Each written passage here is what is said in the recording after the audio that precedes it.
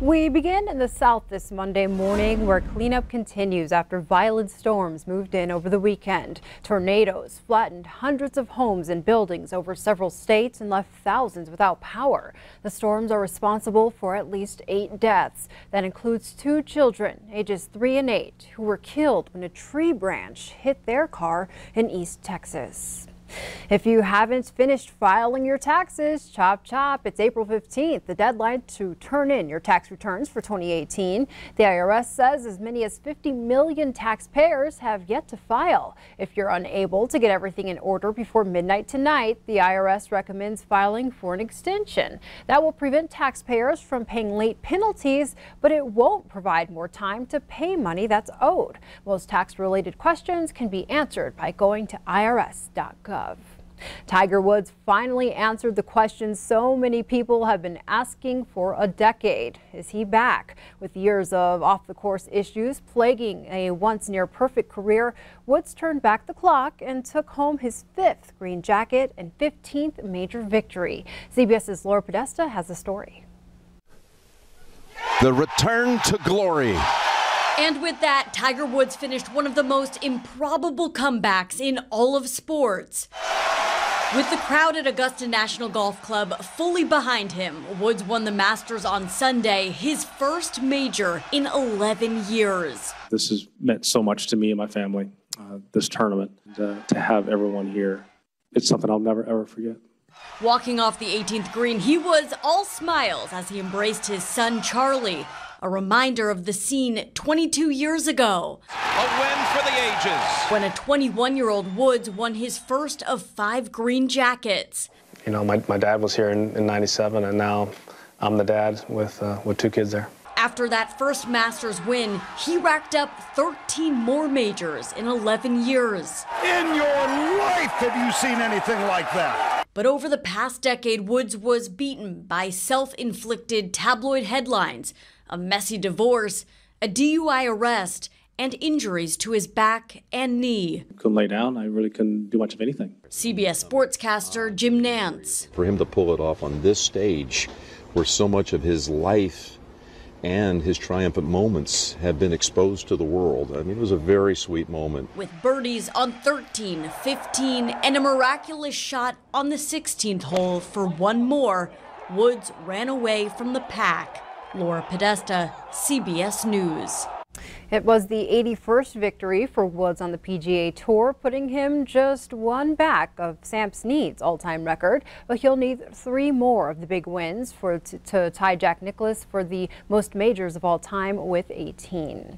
Back here in Montana, tourism and recreation are the topics of conversation this week for the Governor's Conference. It kicked off Sunday at the Copper King Hotel in Butte. The goal is to talk about and compare the state's tourism and recreation numbers regionally and nationally.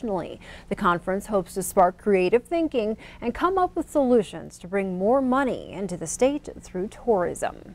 Our whole goal when you're in tourism in the state is to either keep someone in your community 1 more hour, 1 more meal, 1 more night. And if you can't keep them there, you want to keep them in the state of Montana. That's our whole goal.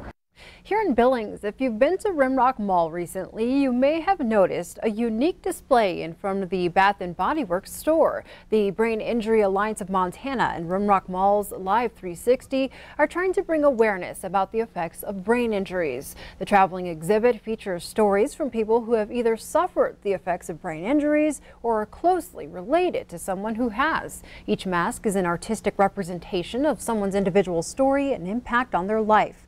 The Brain Injury Alliance of Montana is a statewide nonprofit organization whose goal is to create a better future for those impacted by brain injury through awareness, support, community engagement, and prevention.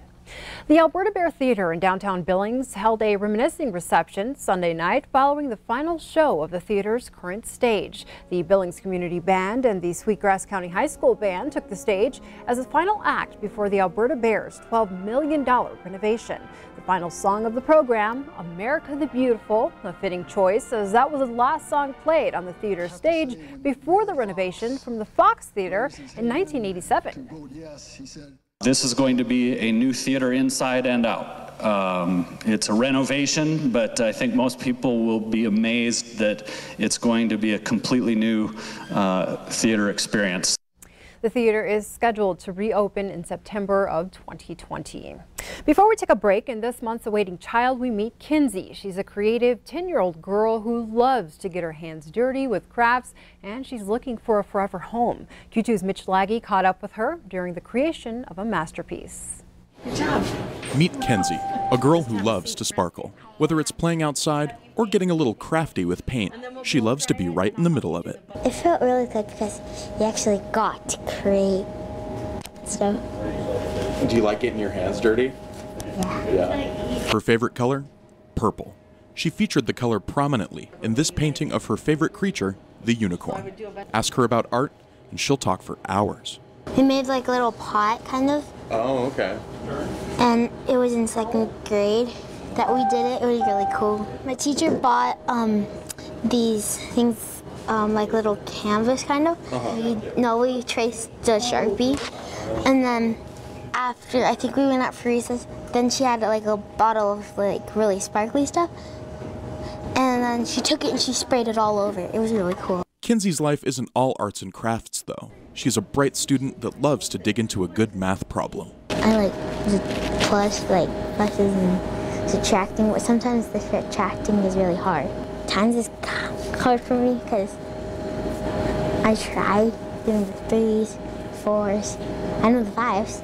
Yeah, 5s are really good? Yeah, but not 6s or 7s or 8s or 9s. You're talking my language. In a forever home, Kenzie would like to have brothers and sisters, but most importantly, a family that loves her. I want to make sure that they love me, and I want them to like know that I love them, kind of, because I want to be safer in the home.